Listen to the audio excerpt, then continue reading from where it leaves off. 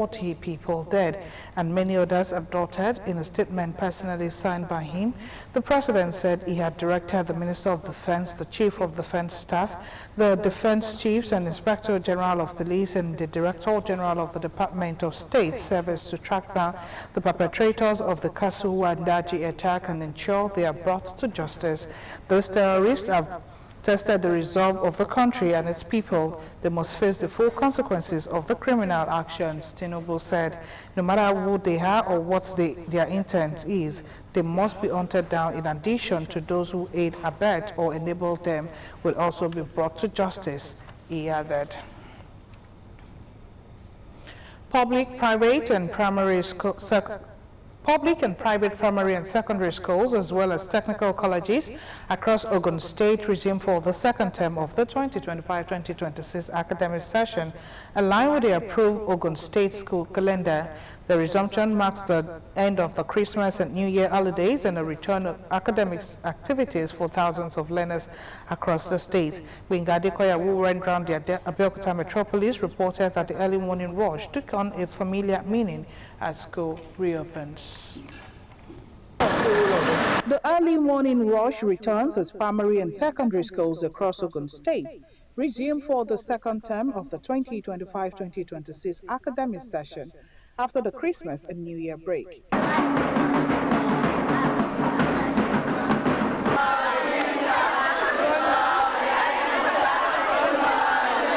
From Kemta to Idiaba, light traffic gridlock sets in as early as 7 in the morning, with parents struggling to drop off their words at various schools. Being the start of a new term, many students are seen arriving with lockers and learning materials ready for academic work. Some students expressed excitement about returning to school after the holidays. Enoch Oluleye, head boy of Abeokuta Grammar School Junior Idiaba, and Victoria Olajede, head girl of Lafenwa High School Junior, say they are happy to reunite with classmates and teachers. I feel happy that we are resuming and that nobody is missing among us in the school. I'm readily prepared for the new section and now I'm preparing for my WAEC. But today we are to clean the environment. We make sure we make sure that we coordinate everything in the school, everywhere is neat. School administrators also speak on preparations for the term. Principals of public schools and proprietors of private schools say academic activities resume in earnest, beginning with welcome tests to assess students' readiness. We are fully prepared. As you can see the students, you can see the environment very clean, and everything has been put in place by the government. So we are right away working now. We are happy that our students are back, and those who are writing tests, they did not go for holiday. They are SS3 students preparing for external examination like WASE, West African Certificate Examination.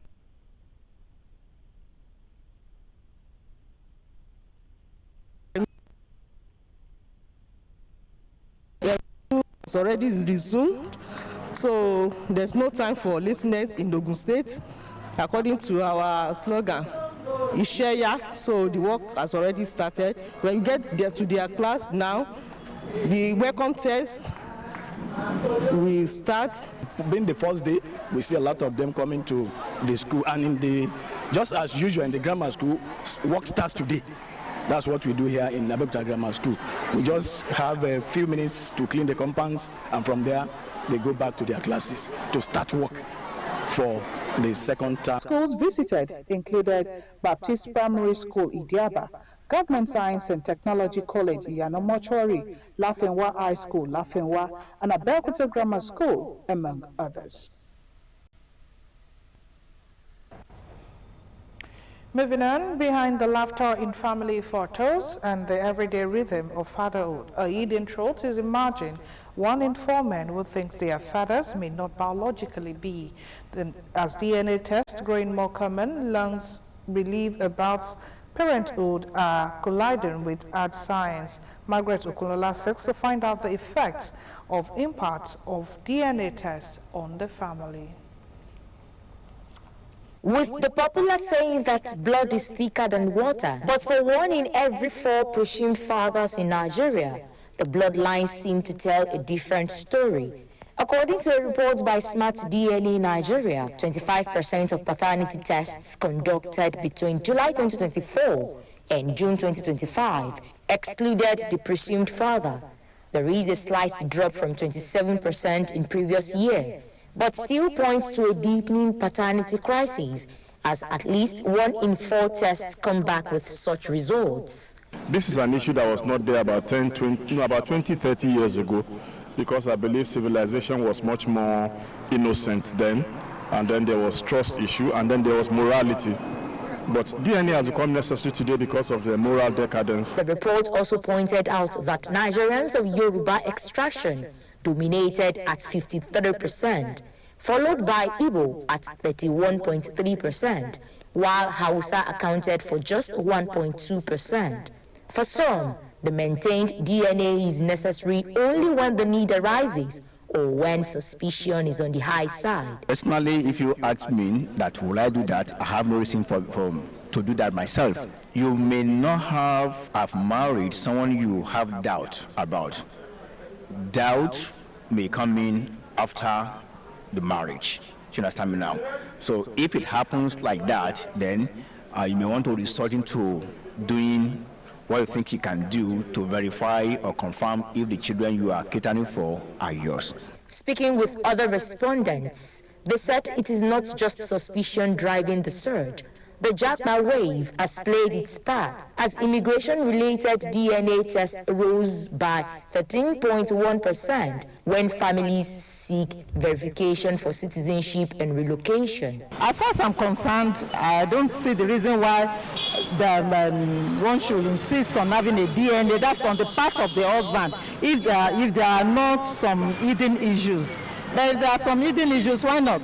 To be sure that you are not taking care of somebody else's children. Women should try as much as possible to stay clean. A counselor gave a 2 cents on the psychological effect of DNA on family bond and the children who will be at the center of the commotion. After shock, it can now lead to distrust and, estrangement, and there could be this thing we call disruption of perceived identity. First and foremost, the child may likely deal with loss of identity. As DNA kits become cheaper and more accessible, Nigerians continue to ask, should every truth be revealed, or should family bonds sometimes matter more than biology? It's time to be women of integrity. It's time to be women that are role models for our children. It's a thing, it's not done. It's affecting the generation. It's going to affect the society. It's going to affect the nation. With the rise in infidelity and moral decadence, one thing that seems to be certain is that the conversation around DNA and paternity is not going away anytime soon. Margaret Okunola, OGTV News. And moving on our story, the Nigerian Education Loan Fund has disclosed that the total disbursement under the student loan scheme have reached 161.97 billion naira, according to its weekly reports covering December 29, 2025 to January 4, 2026. In the report posted on its X account, NEL Fund revealed that it received 17,507 new loan applications during the week, bringing the total number of successful applications since the scheme launched in May 2024 to 1,322,008. As of December 29, 2025, 864,798 students across 263 institutions had received loan payments. Of this, 89.94 billion naira was disbursed directly to cover institutional fees, while 72.03 billion naira went to students as upkeep allowances.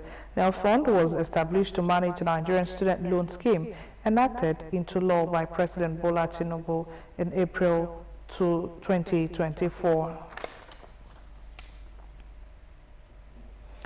The Ministry of Industry, Trade and Investment, the Minister of Industry, Trade and Investment, Dr. Jumoke Oduwole, has disclosed that the government is ready to trade with Africa under the preferential term of the African Continental Free Trade Area Agreement, confirming that the country had fulfilled key obligations under the agreement and protocols on trade in goods and services, as well as digital trade by gazetting the relevant legal instruments. This was disclosed during the Nigerian AFCFTA Achievements Report 2025, stating that the ministry has taken concrete steps to position and equip Nigerian businesses to succeed in the AFCFTA markets, adding that Nigerian businesses and products could benefit from better and preferential treatment in the AFCFTA markets. According to her, the FMITI has undertaken strategic initiative to position and equip Nigerian businesses to succeed in the market. The African Continental Free Trade Area Agreement is the apotheosis of Africa's journey of trade-led economic integration. We now move to the foreign scene, where a total of 32 Cuban nationals were killed during the U.S. attack on Caracas that culminated in the capture of Venezuela President Nicolas Maduro. The government in Havana said the deceased were members of Cuba's Revolutionary Armed Forces or the Ministry of the Interior who were carrying out missions at the request of counterpart agencies, Cuban officials said. In a stunning U.S. military operation, Maduro was extradited from Caracas along with his wife, Celia Flores, to face charges of drug trafficking and terrorism in a New York court on Monday. The official Cuban statement stressed that the soldiers had fulfilled their duty with dignity and heroism and fell after fierce resistance in direct combat against the attackers or as a result of the bombings carried out by the United States. Havana was declared 2 days of national mourning beginning at dawn Monday and pledged to organize tributes. And in the world of sport, Super Eagles head coach Eric Chell has insisted Nigerians' focus remains firmly on winning the 2025 African Cup of Nations trophy after being named CAF's best coach of the group stage.